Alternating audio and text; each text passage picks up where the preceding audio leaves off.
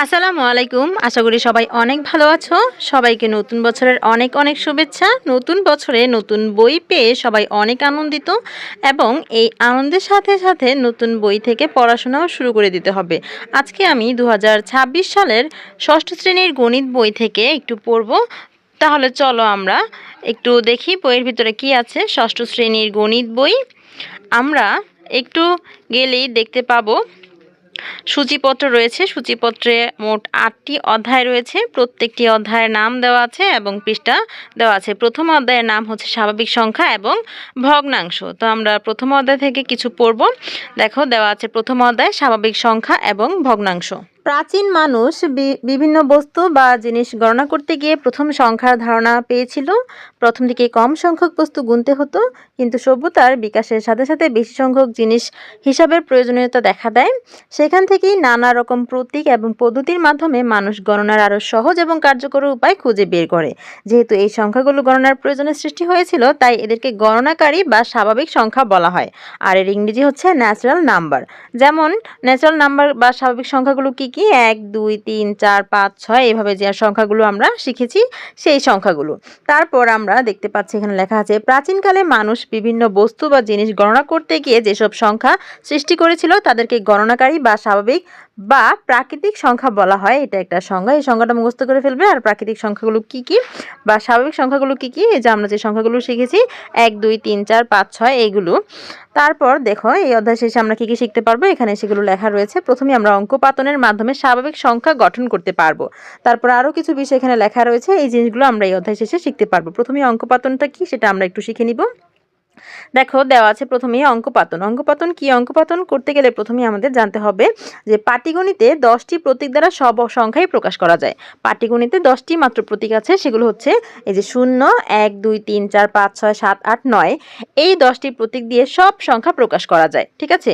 আর এই যে এই প্রতীকগুলোকে বলা হয় অঙ্ক, এগুলোকে বলা হয় অঙ্ক, আবার এগুলোকে সংখ্যাও বলা হয়। ঠিক আছে? এখন বলেছে শূন্য ব্যতীত বাকি সংখ্যাগুলো স্বাভাবিক সংখ্যা। এখানে যে 1, 2, 3, 4, 5, 6, 7, 8, 9, 10 এভাবে যে সংখ্যাগুলো আমরা পাবো শূন্য ছাড়া এই সংখ্যাগুলো হচ্ছে স্বাভাবিক সংখ্যা। এদের মধ্যে প্রথম 9টি প্রতীককে সার্থক অঙ্ক বলা হয়। যখন আমরা সংখ্যা হিসেবে চিন্তা করব তখন 1, 2, 3, 4, 5, 6, 7, 8, 9, 10, 11, 12 এইরকম যে সংখ্যাগুলো আছে সেগুলো হচ্ছে স্বাভাবিক সংখ্যা। এই একটা কথা। তারপর দ্বিতীয়তে বলা হয়েছে এই যে প্রথম 9টি অঙ্ক আছে, যখন এগুলো অঙ্ক হিসেবে চিন্তা করব তখন এগুলোকে বলবে সার্থক অঙ্ক। আর শেষের এটা হচ্ছে 0, সেটা আমরা জানি। এখন বলেছে সংখ্যাগুলোর স্বকীয় বা নিজস্ব মান যথাক্রমে 1 এর মান 1, 2 এর মান 2, 3 এর মান 3। যখন এগুলো সংখ্যা হবে তখন 1 এর মান হবে 1, 2 এর মান হবে 2, 3 এর মান 3, আমরা এগুলো জানি। এরপর দেখো এখানে অঙ্ক আর সংখ্যা এই দুটা জিনিস একটু ক্লিয়ার করে দিই। এখানে যদি আমি সংখ্যা বলি তাহলে 1, 2, 3, 4, 5, 6, 7, 8, 9, 10 এগুলো হচ্ছে সংখ্যা, 11, 12 এগুলো সংখ্যা। দেখো যখন আমি 11 লিখব তখন এখানে 2টি অঙ্ক আছে। তারপর আমি যখন 12 লিখব তখন এখানে 2টি অঙ্ক আছে। একটা অঙ্ক হচ্ছে 2, একটা অঙ্ক হচ্ছে 1। তারপর যখন আমি 20 লিখব তখন এখানেও কিন্তু 2টি অঙ্ক আছে। একটা অঙ্ক 0 আর একটা অঙ্ক হচ্ছে 2। ঠিক আছে? এইগুলো হচ্ছে অঙ্ক। আর সংখ্যা কখন? যে 20 লিখেছি 20 একটা সংখ্যা, 21 লিখেছি 21 একটা সংখ্যা। আশা করি বুঝতে পেরেছো। এরপর দেখো লেখা আছে 9 অপেক্ষা বড় সব সংখ্যাই 2 বা ততোধিক অঙ্ক পাশাপাশি বসিয়ে লিখতে হয়। হ্যাঁ, এই যে যখন আমরা 10 লিখব তখন 2টি অঙ্ক পাশাপাশি বসিয়ে লিখতে হয়েছে। কোন সংখ্যা অঙ্ক দ্বারা লেখাকে অঙ্কপাতন বলে? এই যে 2টি অঙ্কের মাধ্যমে আমি 10 লিখে ফেললাম, একটা সংখ্যা লিখে ফেললাম। এখানে কয়টা অঙ্ক আছে? 1টা 2টা। এই 2টা অঙ্কের মাধ্যমে আমি একটি সংখ্যা লিখে ফেলেছি। এভাবে লিখে সংখ্যা লেখাকে কি বলে? অঙ্কপাতন বলে। তাহলে কি হলো সংজ্ঞাটা? কোন সংখ্যাকে অঙ্ক দ্বারা লেখাকে অঙ্কপাতন বলে। আমি যদি 20 লিখতে চাই তাহলে 2টি অঙ্ক 2 আর 0 লাগবে। এই যে 20 সংখ্যাটিকে আমি 2টি অঙ্কের মাধ্যমে কি লিখেছি, এটাকে আমাদের অঙ্কপাতন বলে। ঠিক আছে? অঙ্কপাতনে 10টি প্রতীকই ব্যবহার করা হয়। 10টি প্রতীক কি একটু আগে আমরা দেখেছি, 1 থেকে 9 এবং 0। 10 ভিত্তিক বলে সংখ্যা প্রকাশের রীতিকে দশমিক বা 10 গুণোত্তর রীতি বলা হয়। এই যে আমরা 1, 2, 3, 4, 5, 6, 7, 8, 9, 10, 11, 12 এভাবে যে সংখ্যাগুলো আমরা শিখি এই সংখ্যাগুলো হচ্ছে 10 ভিত্তিক। তাই এদেরকে কি বলা হয়? এদেরকে বলা হয় দশমিক বা 10 গুণোত্তর রীতি। এই রীতিতে কয়েকটি অঙ্ক পাশাপাশি বসিয়ে সংখ্যা লিখলে এর সর্বাপেক্ষা ডান দিকের অঙ্কটি তার স্বকীয় মান প্রকাশ করে। তারপর বলেছে ডান দিক থেকে দ্বিতীয় অঙ্কটি এর স্বকীয় মানের 10 গুণ অর্থাৎ তত দশক প্রকাশ করে, অর্থাৎ দশক। দ্বিতীয়টি হচ্ছে দশক। তৃতীয় অঙ্কটি এর দ্বিতীয় মানের 10 গুণ বা স্বকীয় মানের শতগুণ অর্থাৎ তত শতক প্রকাশ করে, অর্থাৎ তৃতীয়টি হচ্ছে শতক।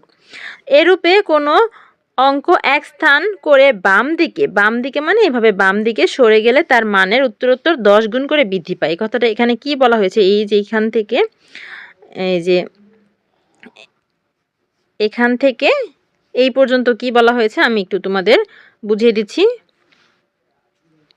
এখান থেকে কি বলা হয়েছে, যেমন মনে করো আমি একটি সংখ্যা লিখব, একটা সংখ্যা লিখলাম 2, ঠিক আছে। এখন আমি 2 এর মান হচ্ছে 2 আমি জানি, এখন আমি লিখতে চাচ্ছি 12, তাহলে এর বাম দিকে একটা 1 দিব, তাহলে কত হলো 12।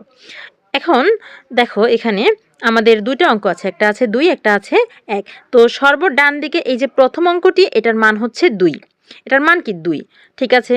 এখন এর থেকে বাম দিকে যদি আমি যাই তাহলে এর মানটা হচ্ছে 10 গুণ বৃদ্ধি পাবে। তাহলে এই যে 1, এই 1 এর মান কি আসলে 1?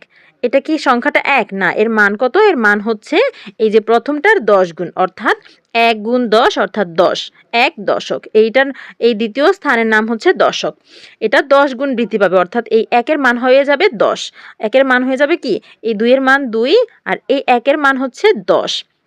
তারপর আমি যদি আরও একটা সংখ্যা লিখতে চাই, মনে করো 312 আমি লিখতে চাই, তাহলে আমাদের কি করতে হবে, এর বাম দিকে একটা 3 দিয়ে দিতে হবে। এখন এটা কত হয়ে গেল, 312।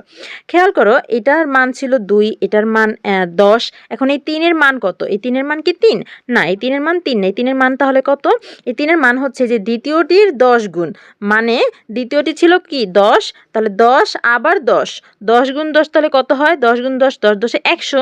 তার মানে এটি তৃতীয় যে স্থানে 3 আছে, এই 3 এর মান কি এটার 10 গুণ। তার মানে এই 3 এর 10 গুণ কত হবে, এটা ছিল 10 গুণ, এটা আবার 10 গুণ, তাহলে 10 10 100 হয়ে গেল। তাহলে 3 গুণ 100, তার মানে এটা এই 3 এর মান হয়ে গেল 100। ঠিক আছে। আর অন্যভাবে যদি বলতে চাই তাহলে এটা তৃতীয় স্থানে, তাহলে এটা একক, এটা দশক, এটা শতক। প্রথমটার শতগুণ, এই প্রথমটার শতগুণ, তাহলে এটা শতগুণ হলে এই 3 এর মান কত হবে, এই 3 এর মান হবে 3 গুণ 100, মানে হচ্ছে 300।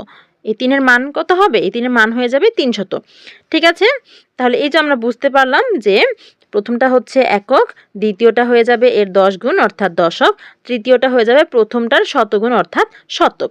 এই কথাটাই বলেছে এখানে। তারপর দেখো কি বলা হয়েছে, বলেছে সংখ্যায় ব্যবহৃত কোনো অঙ্ক তার অবস্থানের জন্য যে সংখ্যা দ্বারা প্রকাশ করে তাকে ওই অঙ্কের স্থানীয় মান বলা হয়। এই যে আমরা এতক্ষণ স্থানীয় মান বের করলাম, যে কার কার মান বের করলাম, এখানে আমরা 2 এর মান বের করলাম, 1 এর মান বের করলাম, 3 এর মান বের করলাম, এভাবে মান বের করাকে কি বলে, স্থানীয় মান বলে। সংখ্যায় ব্যবহৃত কোনো অঙ্ক, এই যে পুরোটা একটা সংখ্যা 312, পুরোটা একটা সংখ্যা, কিন্তু এখানে অঙ্ক আছে কয়টা, 3টা। 2 একটা অঙ্ক, 1 একটা অঙ্ক, 3 একটা অঙ্ক। যখন আমরা আলাদা আলাদা হিসাবে আলাদা আলাদা চিন্তা করব তখন এগুলো এক একটা অঙ্ক। সংখ্যায় ব্যবহৃত কোনো অঙ্ক তার অবস্থানের জন্য যে সংখ্যা প্রকাশ করে তাকে ওই অঙ্কের স্থানীয় মান বলা হয়। ঠিক আছে। তাহলে এখান থেকে আমরা এটাও মুখস্থ করে ফেলবো, স্থানীয় মান কাকে বলা হয়। তারপর এখানে একটা উদাহরণ দেওয়া হয়েছে, যেমন 333 সংখ্যাটির সর্বডান দিকে হচ্ছে 3 আছে, এর স্থানীয় মান হচ্ছে 3। আর তারপর দ্বিতীয় ডান দিক থেকে দ্বিতীয় স্থানে কি আছে, এই যে এই 3, এই 3 এর মান কত, এই 3 এর মান হবে দশক, তাই না, 3 দশক 30, 3 দশক 30, যে মান হবে 30। তারপরে এই যে তৃতীয় যে 3টা আছে, এই 3 এর মান কত হবে, এই 3 এর মান হবে 3 শতক অর্থাৎ 300। তাহলে এই 3 এর মান 3, এই 3 এর মান 3 দশক অর্থাৎ 30, আর এই 3 এর মান হচ্ছে 3 শতক অর্থাৎ 300। তাহলে দেখা যাচ্ছে একই অঙ্কের স্থান পরিবর্তনের ফলে স্থানের মান পরিবর্তন হচ্ছে। দেখো এটাও 3, এটাও 3, এটাও 3, তিনটাই 3, কিন্তু প্রথমটা আছে প্রথম ঘরে অর্থাৎ এককের ঘরে, দ্বিতীয়টা আছে দশকের ঘরে, তৃতীয়টা আছে শতকের ঘরে। বিভিন্ন স্থানের কারণে এদের মান কি পরিবর্তিত হলো। ঠিক আছে। এই জন্য এইগুলো এই রীতিতে আমাদের সংখ্যার যে অঙ্কগুলো আছে, অঙ্কগুলোর মান কিসের উপর নির্ভর করে, তাদের স্থানীয় মানের উপর নির্ভর করে।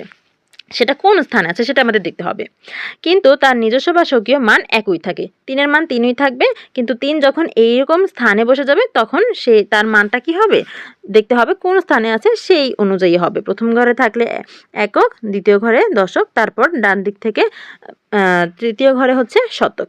এইভাবে এই 3-এর মান হচ্ছে 3 গুণ 100 অর্থাৎ 300, এই 3-এর মান হচ্ছে 3 গুণ 10 অর্থাৎ 30, আর এই 3-এর মান হচ্ছে 3।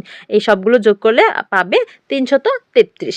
এই ছিল অঙ্ক পাতন। আশা করি বুঝতে পেরেছো। এর পরের ক্লাসে আমরা দেশীয় সংখ্যা পঠন রীতি এটা কিভাবে পড়তে হয় আমরা সেটা শিখে নিব। দেখা হবে পরের ক্লাসে। ততক্ষণ পর্যন্ত সকলেই ভালো থেকো, সুস্থ থেকো। আল্লাহ হাফেজ।